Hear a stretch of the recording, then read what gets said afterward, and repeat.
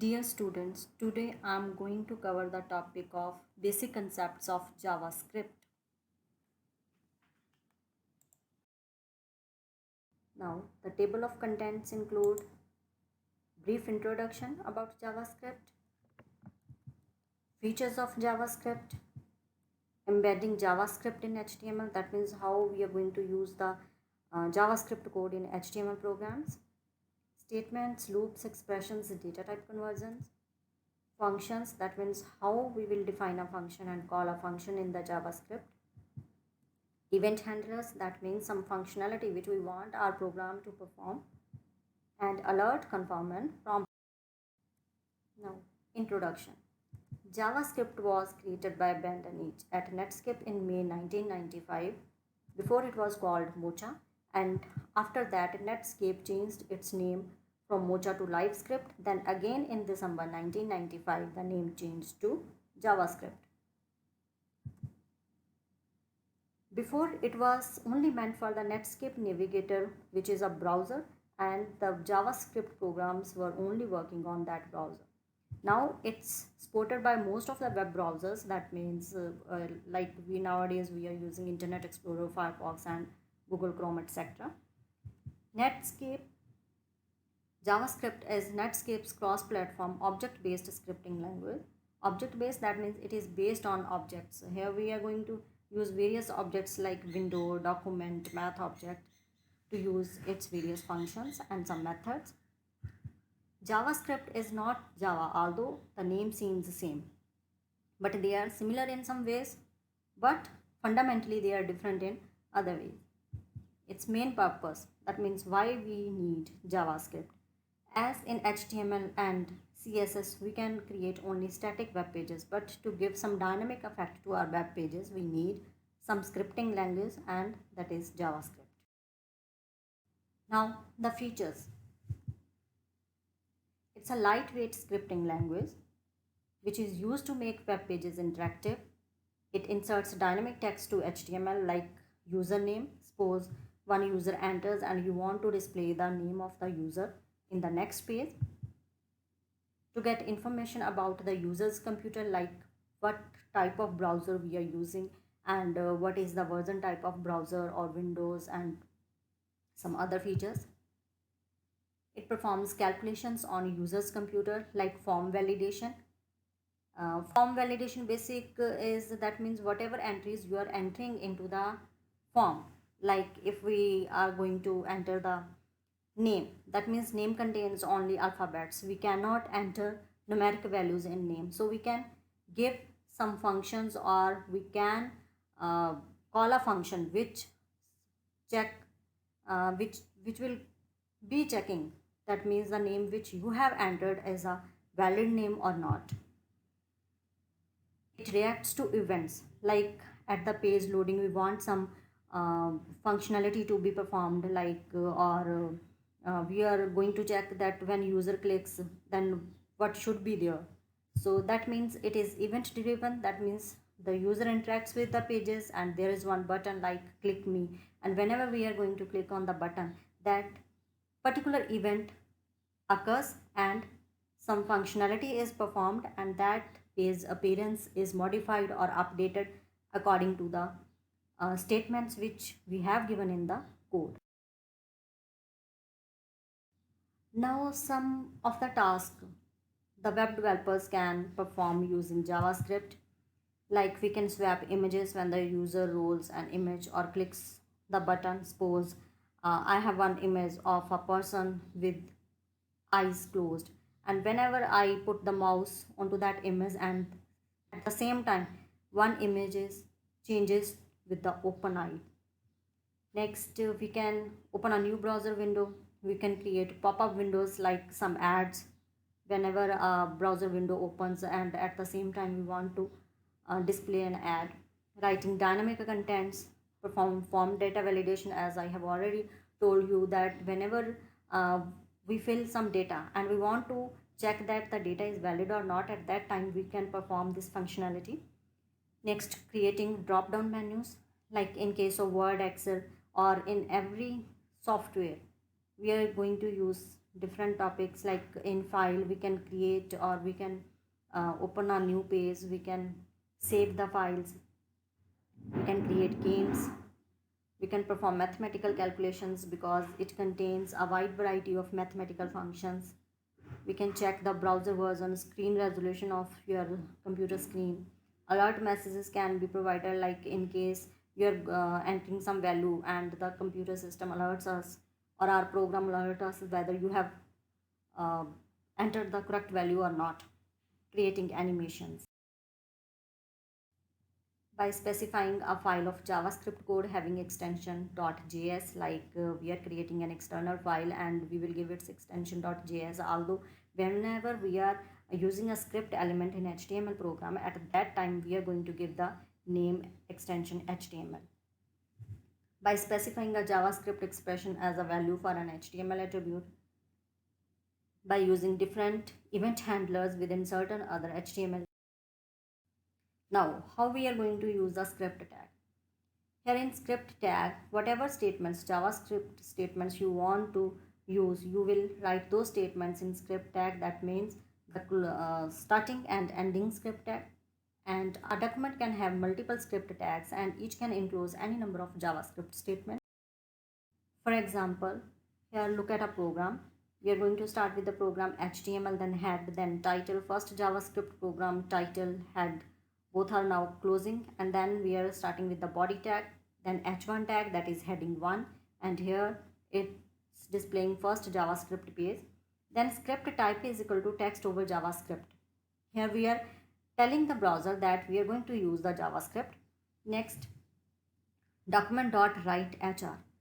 Document.write, document is our object over here. That means the browser window, the white portion which we are going to use for displaying the data. .write is a method which uses the statements which we want to display in the window.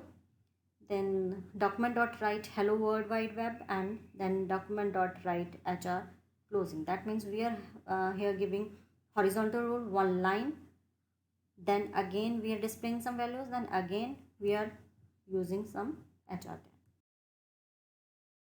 Now, hiding scripts in comment tags, like we are using the JavaScript code in HTML tag, we use script. So in script we can also include our code in comment sections. In comment, that means we can hide the script contents from old browsers, and we can write the statements, but we have to close the comments using two hyphen signs and then greater than sign. Next is JavaScript code in a file. JavaScript code in a file, that means we are creating an external file which has extension .js, and we are going to use that file in our HTML program. In that case, we are using script tag, and we have to give the src attribute of the script tag, and we will give the name of the file which we are going to use. And this attribute is useful for sharing functions among many different pages. Like we are using some same code, we are going to use one same code in different HTML programs. In that case, we need not to write again and again that code in different files. Rather, we will create a single JavaScript file and we will embed that file in our HTML programs. For example, here I'm creating a file underscore source underscore file with extension JS, and we are using that file in script tag as src is equal to your file name. Now what we have written in our inside your source file, JavaScript file, here we have written 3 lines, horizontal rule, then hello world wide web, and then horizontal rule. It's an example which we have discussed earlier, but in that case we used all these 3 statements in our HTML program, but here we are going to use these statements in our JavaScript file. Next, hiding JavaScript from incompatible browsers. That means in some cases, like your JavaScript is not supported by browsers, especially some old browsers which don't support JavaScript codes. In that case, If we write script tag and we are writing some statements in that script within the script tag, within the script element, and the browser doesn't support the script, then there will not be displayed any line or any data in the window. But how come we know that the program does not contain any error? In that case, we are using some statements in no script element. That means if your browser does not support JavaScript, in that case, whatever we are writing in no script element, that will be displayed in the browser window.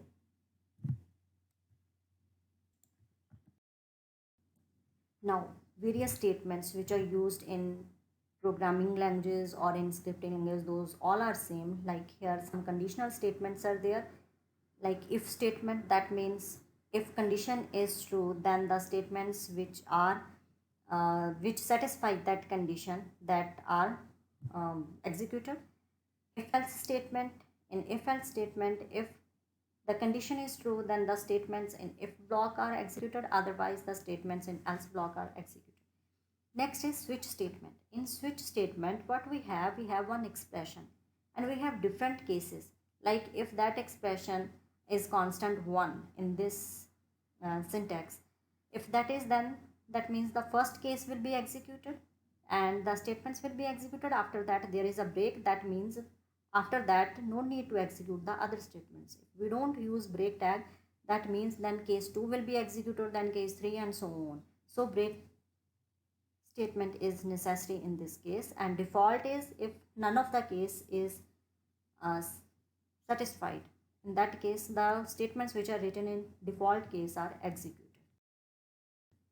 Next, loops. Like in other programming languages, we have loops. Why we need loops? Because in some cases, like we want to execute some number of lines again and again, and we don't want to write those statements like 10 statements, then again 10 statements, because we want to execute those 10 statements 10 times. That means we need to write 100. uh, the option is we can use loops. So here we have while loop. While first condition is checked, if condition is satisfied, then the statements in while block are executed. Do while loop, in case of do, it's in this case at least once your do loop will be executed, and at the end the condition is checked. If the condition is satisfied, is true, then again it works. If condition is false, then it exits. Next is for loop. Here we have another version of for loop, that is for in. In for loop we have three parts. Like first we have to initialize the expression, then some condition should be satisfied, and then some increment or decrement expression is there, and the statements are executed within that for loop. In for loop we need to write variable name. Some variable name we are taking in object name, means like forms and some other uh, elements we are using, basically like forms or frames. Then in that case we need not to write again and again all the things, so we can use for in loop. Next we have expressions. Now what is an expression? Expression is any valid set of literals. Variables are there, some operators are there, and expressions are there, which are evaluated, and after evaluation it gives us a single value. That value can be a number, string, or logical value. And JavaScript has the following expressions like arithmetic, which tells the result in a number form. String, that means a string is there. Logical, it will provide us true or false value. Next at data type conversion. Like data type conversion is we are going to convert the data from one format to another. Here it's a loosely typed language. That means we need not to specify the data type of a variable whenever we declare it. So in that case, the data types are automatically converted. Like if we are using variable answer is equal to 42, that means the number is answer is a variable of integer type. If we are writing some values in double quotes, that means it's a string type. And we can also write numeric values to the strings. That means at that time that number is also considered as a string. Next is defining and calling functions. Now what are functions? Functions are basically a set of statements which performs a specific task. So in that case we have some parts of a function like A function keyword is used which tells the browser that now it's a function. Then function name is there. Then in round brackets we give the number of arguments which are separated by commas, and then the statements which we want, or the set of statements which perform some functionality, are written in curly braces. Now here is an example of a function. Like here is a function with the name square, and we are returning the value number into number. That means whatever value we are giving, we are calculating the square of that particular number, and it's written in a script tag. Then closing of head tag, and in body tag we are using document.write. The function returns. Here I'm calling the function square with the value 5. That means whenever we are writing this value and we are calling the function square 5, at that time the control jumps to the square function and its value is calculated, and that value is returned and displayed in place of square 5. Here we can see that we can use multiple script tags in a single HTML program. Result is the value we are passing is 5, so the square of number 5 is 25, so result is 25. Now next is event handlers. What are event handlers? Event handlers means we are going to perform some action, we are going to perform some functionality according to some events. Like if I'm clicking anywhere in the browser window and on click there are some statements which I want to get executed, so at that time I am invoking an event and it calls the function which is related to that event, and the functionality is performed. So event handlers, JavaScript applications in the Navigator are largely event driven. That means these are the actions that occur usually as a result of something the user does. For example, clicking a button is an event, changing a text field or moving the mouse over a hyperlink. These all are the examples of event handlers. So for example, on change and on click, we are going to perform some functions. So accordingly, the functions are called. There are some event handlers in JavaScript, and some of the examples are on change. And it is this function, this event handler basically is triggered when the value of the text field, text area, or drop down value is modified. That means like you are entering some value in the text field. Before the value was different and now we are entering some different value. That means we are changing the value.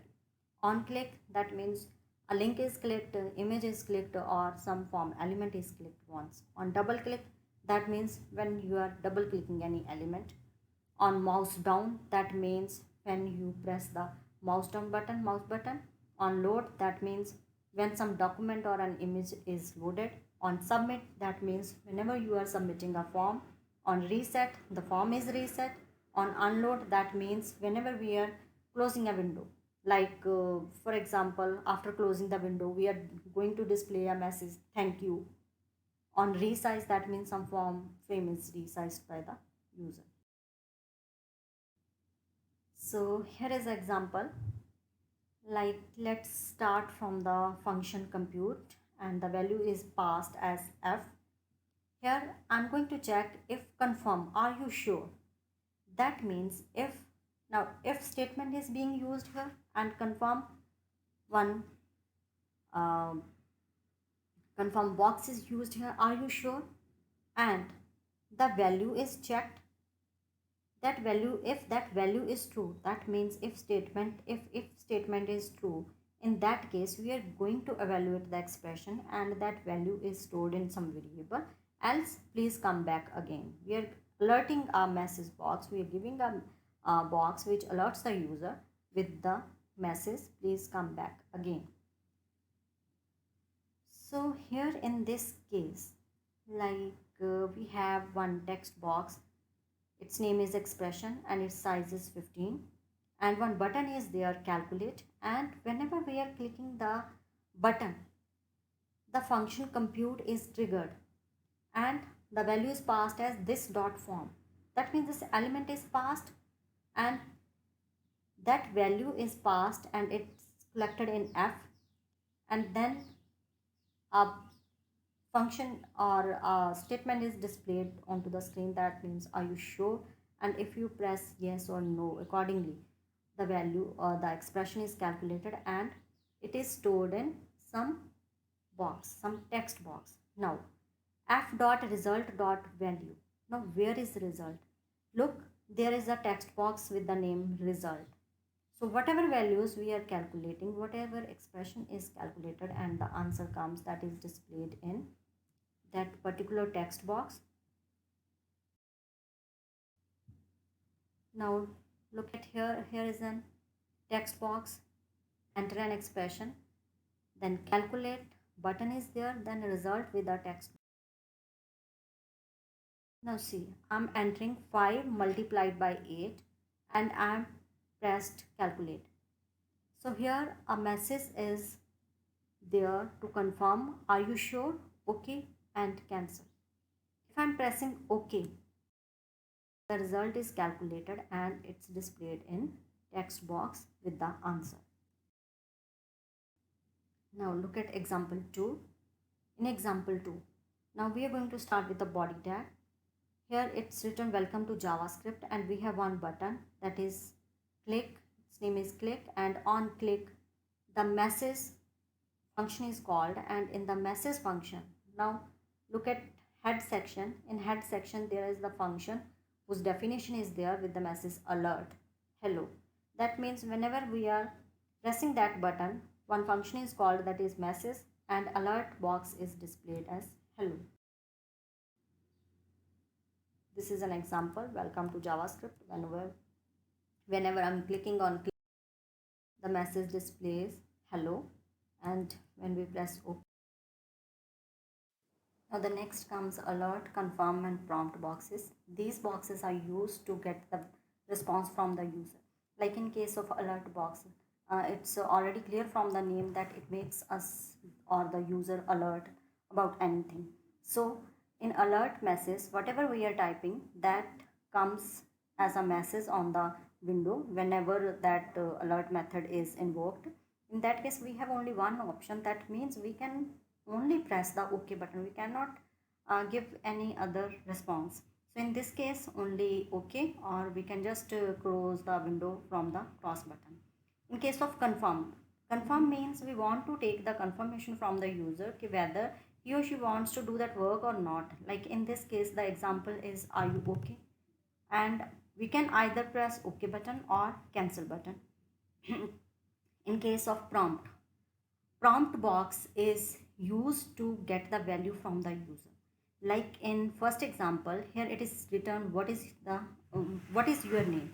So here in this case, what is your name is displayed in the prompt box, and there is one text box where undefined is written, that is by default selected. So we are going to give the value in this text box, and that is taken as a string. That means whatever value we are going to type over here, like if the age is asked, then if we are writing 23, 24, that means in that case it's taken as only string type. So we have to convert that value into integral part whenever we need accordingly. So in the next box, prompt how old are you, and there is one another parameter which displays the value 20. That means in case we want to give any default value, then we can use two parameters in prompt box. So here we have covered the basic concepts of JavaScript. Thank you.